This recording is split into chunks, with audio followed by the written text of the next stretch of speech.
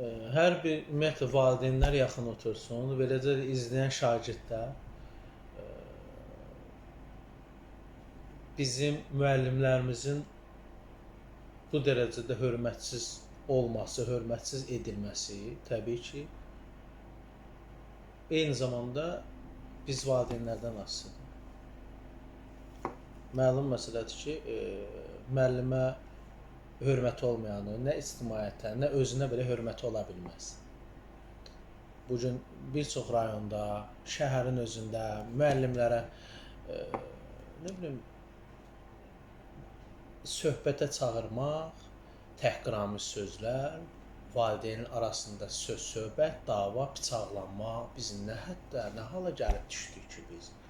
Yəni ölkədə müəllimlərin hörməti, dəyəri bu qədərdirmi? Yəni bir valideyn övladına tərbiyə verə bilmir, müəllimdən tərbiyələnməsini istəyir.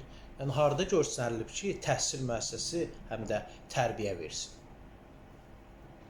Bu bilirsiniz nəyə oxşadı? Xidmətdə bəzi valideynlər komandirə deyirdi ki, biri mən özüm, mənə nümunə olaraq özümü göstərirəm. Deyirdi ki, bu uşaq özünü elə aparır, komandir, bunu tapşırırıq sizə.